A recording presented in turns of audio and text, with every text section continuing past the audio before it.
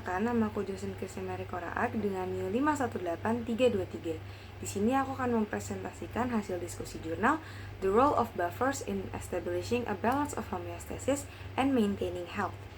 Aku memiliki tema diskusi jurnal yaitu terkait dengan pH dan buffer. Dan ini merupakan artikel jurnal aku gunakan yang merupakan sebuah review artikel. Jadi jurnalnya akan membahas tentang review suatu materi. Jadi sebelumnya apa itu pH? Sebenarnya pH itu kan merupakan suatu hal yang udah sering kita kenal gitu. Jadi pH adalah suatu ukuran derajat keasaman atau kebasaan suatu larutan. Dia itu punya skala 0 sampai 14. Nah, ini tuh terkaitan dengan kandungan ion hidrogen dalam suatu larutan. Ketika ion hidrogen dalam suatu larutan ataupun ion H+ pada suatu larutan itu tinggi, maka dia akan memiliki pH yang rendah ataupun bersifat asam. Sebaliknya, ketika dia memiliki konsentrasi ion hidrogen H+ yang rendah, maka dia akan memiliki pH yang tinggi atau dia bersifat basa. Dan pH netral ada di pH 7. Selanjutnya, gimana sih cara kita menghitung pH itu? Jadi kita bisa menghitung pH menggunakan alat yang disebut dengan pH meter. Jadi pH meter merupakan instrumen ilmiah yang mengukur aktivitas ion hidrogen dalam larutan berbasis air yang menunjukkan keasaman atau kebasaan yang dinyatakan sebagai pH. Prinsip kerjanya sendiri, pH meter akan mengubah sinyal listrik yang dihasilkan oleh interaksi antara elektroda gelas dan ion hidrogen dalam larutan menjadi nilai pH yang mudah dibaca. Nah, pH meter itu bekerja dengan mengukur perbedaan potensial listrik antara elektroda gelas yang sensitif terhadap ion H+ dan elektroda pembanding. Ketika elektroda gelas dicelupkan ke dalam larutan, potensial listrik yang dihasilkan sebanding dengan konsentrasi ion hidrogen. Nah, perbedaan potensial yang ada ini kemudian diukur dan dikonversi menjadi nilai pH oleh perangkat elektronik yang ada di dalam pH meter. Nah, nilai pH yang diperoleh menunjukkan tingkat keasaman ataupun kebasaan suatu larutan. Nah, cara penggunaan pH meter ini ada sebagai berikut. Yang pertama itu kita melakukan kalibrasi pada si pH meternya terlebih dahulu. Nah, pH meter itu dikalibrasi menggunakan larutan buffer standar yang pH-nya itu sudah diketahui. Jadi memiliki tujuan untuk menyesuaikan pembacaan pH meter dengan nilai pH yang sebenarnya dari suatu larutan standar. Nah, biasanya itu digunakan larutan dengan pH 4, 7, dan 10 yang menunjukkan bahwa pH 4 itu merupakan larutan asam, larutan dengan pH 7 itu larutan netral, dan larutan dengan pH 10 itu merupakan larutan basa. Nah, selanjutnya di pembersihan elektroda. Nah, elektroda pH meter itu dibersihkan menggunakan air suling ataupun aqueous yang kemudian dielap menggunakan tisu.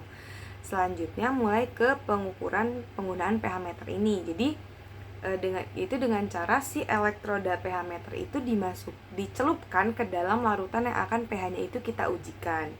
Nah, setelah kita celupkan, kemudian akan terjadi sebuah pengukuran potensial, yaitu ketika si pH meter ini mengukur perbedaan potensial listrik antara elektroda gelas dan juga si elektroda pembanding.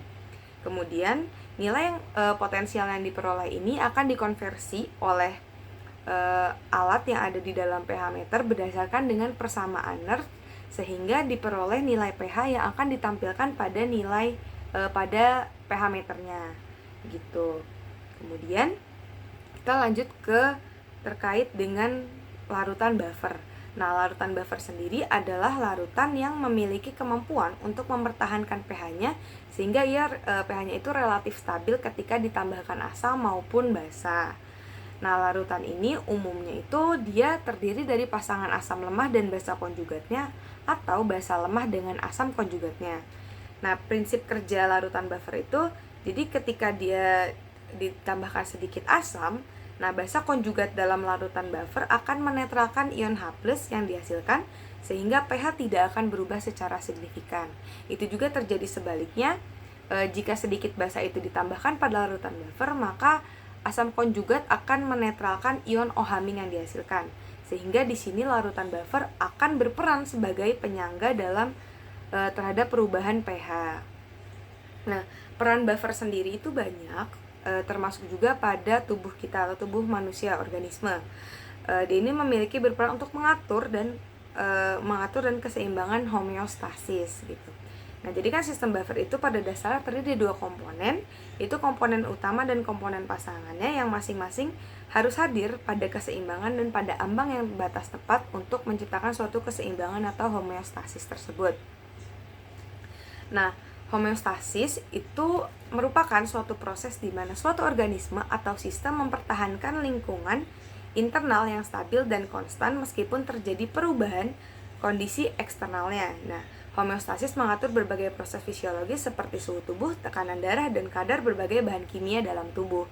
Nah, di sini kan ada gambarnya. Jadi, ketika kondisi tanpa buffer, dia itu tidak dalam kondisi yang seimbang. Jadi, dia ada miring ke kanan, miring ke kiri. Nah, itu karena kondisi dia yang tidak seimbang. Nah, ketika adanya kerja buffer di situ, maka buffer akan memberikan keseimbangan sehingga terbentuklah kondisi homeostasis tersebut. Nah, di dalam tubuh manusia ada beberapa buffer, yaitu ada buffer protein, hemoglobin, fosfat, dan juga asam bikarbonat, karbonat. Nah, yang bakal aku bahas di sini adalah gimana kerja buffer bikarbonat dalam menyeimbangkan pH dalam darah gitu. Jadi pembentukan pH bikarbonat sendiri yaitu dari NaHCO3 yaitu sodium bikarbonat yang bereaksi dengan HCl ataupun asam kuat yang membentuk H2CO3 yaitu asam lemah dan juga NaCl garam. Kemudian si H2CO3 yang merupakan asam lemah ini bereaksi dengan NaOH yaitu basa kuat yang membentuk bikarbonat dan juga air. Nah, gimana sih mekanisme kerja dia di dalam tubuh? Nah, contohnya itu ketika asam basa homeostasis itu terganggu, misalkan ketika terjadi kelebihan asam dalam darah maka terbentuklah kondisi asisdosis, ataupun ketika kondisi basa di dalam darah itu terlalu tinggi sehingga terbentuklah kondisi alkalosis. Nah, sini aku akan coba jelaskan dengan konsep asisdosis. Itu ketika asam terlalu banyak di dalam darah. Nah, ini bisa terjadi ketika contohnya ketika kita ini menahan nafas atau napas kita itu tertahan, maka ini akan menyebabkan keseimbangan asam basa ini terganggu. Kenapa bisa? Karena ketika kita nahan napas atau napas kita itu tertahan, itu akan memerangkap CO2 di dalam tubuh kita. Nah, kelebihan CO2 akan bereaksi dengan air membentuk asam karbonat tambahan yang menurunkan pH darah. Jadi, ketika asam karbonat diproduksi karena kelebihannya CO2, pH darah dalam kita itu pH darah kita akan menurun sehingga sifatnya menjadi lebih asam. Nah, untuk menyeimbangkan kondisi ini, maka kondisi ini akan mensimulasi otak dan juga reseptor arteri dia untuk meningkatkan laju respirasi. Nah, laju respirasi ini ditingkatkan untuk menghilangkan CO2, jadi mencegah terjadinya asisdosis yang berkelanjutan gitu. Kemudian kenapa ketika laju pernapasan meningkat, tubuh akan mengeluarkan banyak CO2 dari biasanya, sehingga menyebabkan konsentrasi CO2 pada dalam darah itu berkurang dan pH-nya meningkat. Ini juga terjadi pada alkalosis, yaitu ketika alkalosis sebaliknya, dia akan menurunkan, karena banyaknya CO2, dia akan menurunkan laju respirasi yang membuat tubuh itu menahan CO2 sehingga konsentrasi CO2 dalam tubuh meningkat menyebabkan pH darah menurun. Itu merupakan salah satu contoh kerja buffer di dalam tubuh manusia. Ini contohnya merupakan pada respiratory regulation of blood pH. Nah, jadi kesimpulannya pH dan buffer memiliki berbagai peran penting dalam menjaga kehidupan organisme seperti kita manusia. Nah, buffer menjaga kondisi homeostasis atau keseimbangan dalam tubuh manusia dan menjaga agar fungsi fisiologis organ itu dapat berjalan dengan baik untuk mencegah terjadinya berbagai gangguan masalah kesehatan. Karena ketika homeostasis itu terganggu, maka kerja fisiologis dalam tubuh kita juga akan terganggu yang menyebabkan berbagai masalah kesehatan. Kemudian ini daftar pustaka yang saya gunakan dalam materi ini. Terima kasih. Apabila ada pertanyaan bisa diajukan di kolom komentar. Dah.